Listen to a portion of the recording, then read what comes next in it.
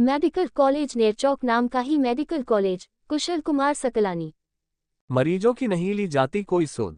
Cancer के अंतिम stage पर बीमारी से जूझ रहा गागल का युवक बना व्यवस्था का शिकार। दिव्यांगजनों के कानूनी सलाहकार कुशल कुमार सकलानी ने उठाई कार्रवाई की मांग। मेडिकल कॉलेज नेरचौक में कैंसर की लड़ाई से अंतिम स्टेज पर लड़ रहा बलह विधानसभा क्षेत्र के गागल का एक युवक पसरी अव्यवस्थाओं का शिकार होकर रह गया है। इस बात का दिव्यांगजनों के कानूनी सलाहकार एवं मुख्य समाजसेवी कुशल कुमार सकलानी ने कड़ा संज्ञान लिया है और कहा है कि यह युवक कैंसर की अंतिम स्टेज पर है और मेडिकल कॉलेज नेरचौक में हर दिन पानी निकालना और विटामिन लेने के लिए लाया जाता है।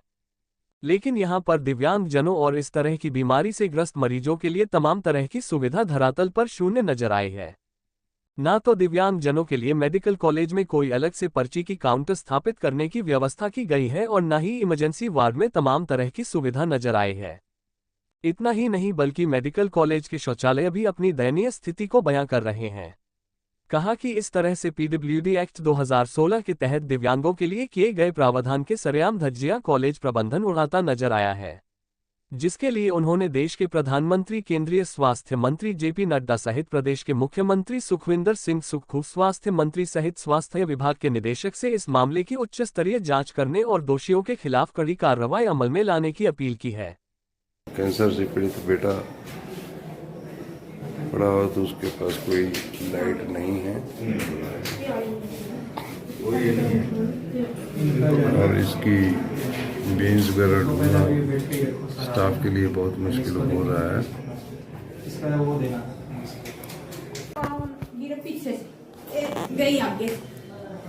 नेरचौक मेडिकल कॉलेज के ये हालात हैं कि जहां कैंसर से पीड़ित लास्ट स्टेज में बच्चे का इलाज हो रहा है, परंतु यहाँ लाइट न होने के कारण और लाइट हो भी जाए तो जिस बेड पे इसका ट्रीटमेंट किया जा रहा है वहाँ पर फिर भी लाइट नहीं पहुँच रही है।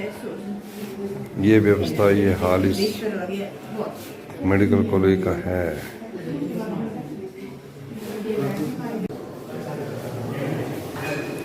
ये हैं इमरजेंसी वार्ड के हालात, जहाँ कोई लाइट की व्यवस्था नहीं है।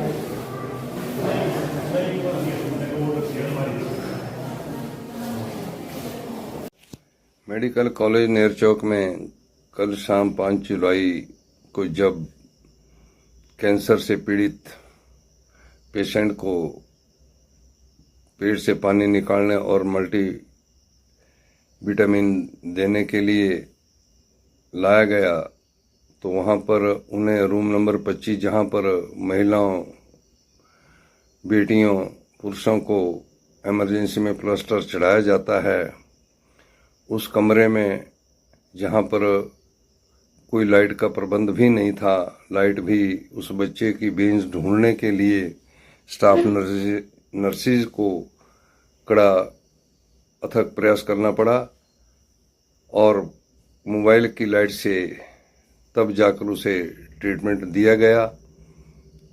लेकिन यह बहुत ही दुर्भाग्य की बात है कि ऐसे मरीजों को ऐसे रूम पर ले जाना जहां पर इमरजेंसी, बहुत सी ऐसे लोग आते हैं जिन्हें तुरंत प्लास्टर चढ़ाना पड़ता है, वहाँ महिलाएं पुरुष सभी को लाया जाता है।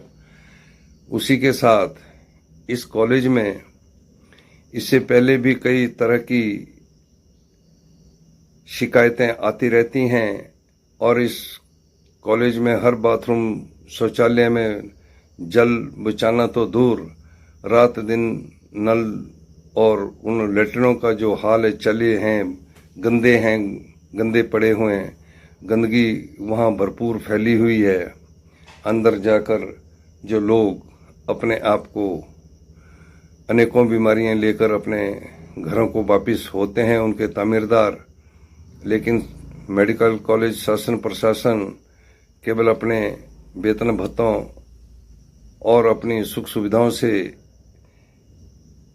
अपने जान पहचान रिश्तेदारों के लिए हर तमाम सुख सुविधाएं सहायता करने का प्रयास करते हैं। आम नागरिकों का, तामीरदारों का कोई भी ध्यान वहां रखा नहीं जाता। इसी तरह से मेडिकल कॉलेज में कहीं भी दवाई की दुकानों में, रिसेप्शन में, या कहीं पर्ची बननी या कहीं कोई टेस्ट होने, वहां पर दिव्यांगों के लिए कोई भी सूचना पत्र नहीं लगाया गया ताकि उन्हें बिना विलंब प्राथमिकता के आधार पर उनके कार्य हों, ऐसा कहीं भी दर्शाया नहीं गया। यह भी बड़ी भारी जिसको कहेंगे कि दिव्यांगों के साथ विशेष करके कड़े कानून 2016 का, जिसमें उन्हें विशेष मौलिक अधिकार दिए गए हैं, उनके बावजूद भी उनको दरकिनार करना, अनसुना करना, अनदेखा करना, वह एक कानून अपराध है और कानून 2016 इसके लिए बाध्य करता है। धन्यवाद।